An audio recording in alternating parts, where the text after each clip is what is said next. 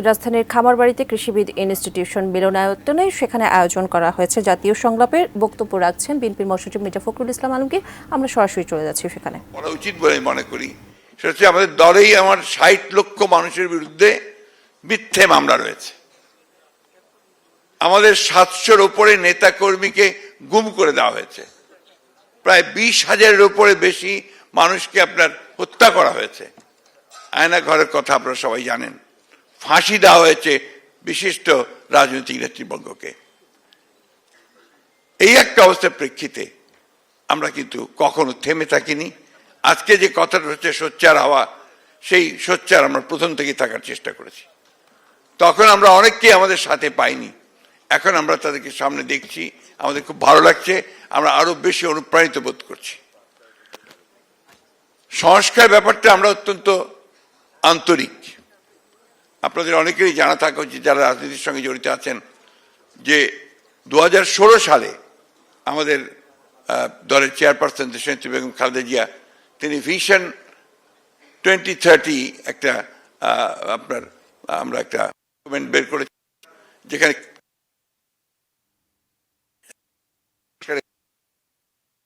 উল্লেখ করা ছিল এবং যে বিষয়গুলো আমরা পরিবর্তন আনতে চাই সেই বিষয়গুলোর কথা আমরা উল্লেখ করেছিলাম।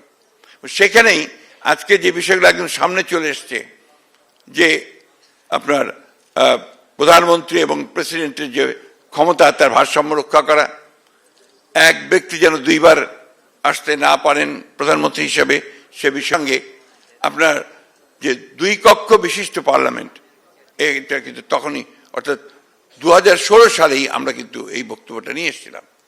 আমরা এটা আলোচনার জন্য দিয়েছিলাম, জনগণের সামনে পেশ করেছিলাম।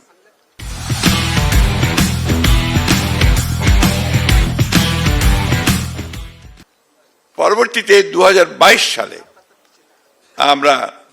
আমি তখন জেলে চলে গেলাম, আমরা বেশ অনেকেই জেলে গেলাম। সে আপনাদের মনে থাকার কথা, গোলাপবাগে একটা জনসভার মধ্যে দিয়ে আমরা প্রথমে ১০ দফা এবং পরে সমস্ত রাজনৈতিক দলগুলো আপনারা সেটাকে সমর্থন করেন। পরে সমস্ত রাজনৈতিক দলগুলোর সঙ্গে যারা ফ্যাসিবাদের বিরুদ্ধে আমরা আন্দোলন করছিলাম, তারা আমরা কিন্তু একসাথে আলোচনার মাধ্যমে আমরা ৩১ দফা আমরা একটা কর্মসূচি, সংস্কারের কর্মসূচি আমরা নির্ধারণ করি। এখানে মান্না আছেন, জুনায়েদ সাকি আছেন, আমার অন্যান্য রাজনৈতিক বন্ধুরা আছেন, তাদের সঙ্গে আলোচনা করেই দীর্ঘ ২ বছর আমরা এটার উপর আলোচনা করেছি। আমাদের যারা প্রখ্যাত এই বিষয়গুলোতে আপনার বিশেষজ্ঞ, তাদের সঙ্গে কথা বলা হয়েছে, বারবার বসেছি। ডক্টর আলী রিয়াজ আছেন, তার সঙ্গেও কথা হয়েছে, অনেকের সঙ্গেই তখন আমরা এই কথাগুলো বলেছি, আলোচনা করে নির্ধারণ করেছি। সুতরাং সংস্কার পক্ষে আমরা কিন্তু প্রথম থেকে। দুর্ভাগ্য আমাদের যে এখন কিছু কিছু বক্তব্য আসছে যে বিএনপি সংস্কার চায় না, নির্বাচন চায়। এই কথাটা সঠিক নয়। আমরা বারবার করে বলছি যে আমরা প্রয়োজনীয় সংস্কারটাকে শেষ করা, অর্থাৎ ন্যূনতম যে সংস্কার প্রয়োজন একটা নির্বাচন করার জন্য, গ্রহণযোগ্য নির্বাচন করার জন্য, সেই সংস্কারটুকু করে আমরা নির্বাচনে যেতে চাই। আমরা নির্বাচনের কথা বলছি কেন? এ কথা ডক্টর রিয়াজ বলেছেন, সবাই বলছেন, আর এটা বাস্তব যে গণতান্ত্রিক একটা ব্যবস্থায় যাওয়ার জন্য নির্বাচন হচ্ছে প্রধান ফটক, প্রধান দরজা, গেটওয়ে টু ডেমোক্রেসি। আমার কাছে মনে হয় যে আমাদের প্রধান সমস্যাটা কোথায়? আমাদের প্রধান সমস্যা যে এই দেশে গণতান্ত্রিক চর্চাই হয়নি, এখানে সংস্কৃতি গড়ে ওঠেনি।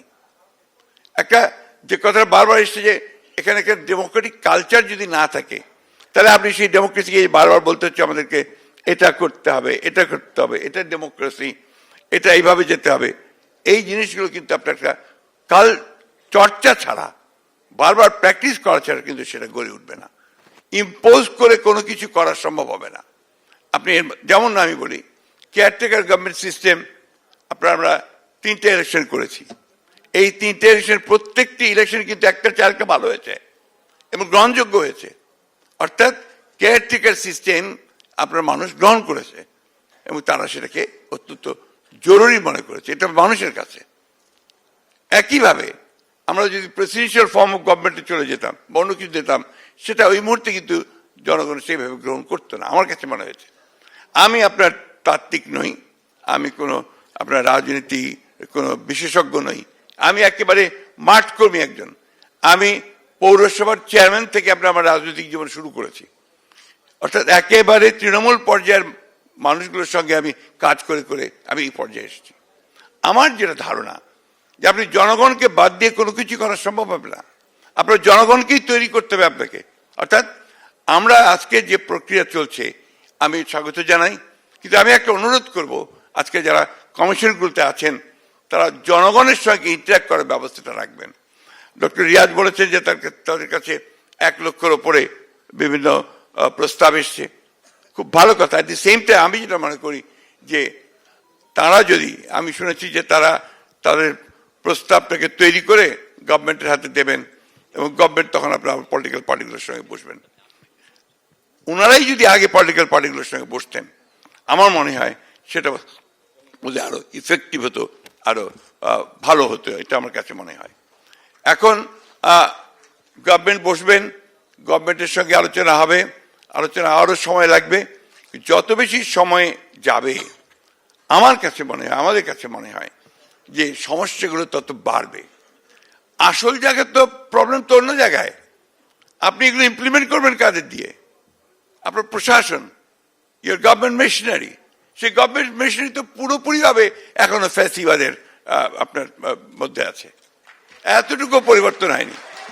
একটা ফাইল নড়েন, আপনার ছাত্রদের যা আহত হয়েছে তাদের চিকিৎসার ব্যবস্থা কোথায় আটকে আছে খুঁজে বের করে দেখবেন ওই ফাইল দিয়ে আটকে আছে, প্রবলেমটা ওইখানে হয়ে আছে।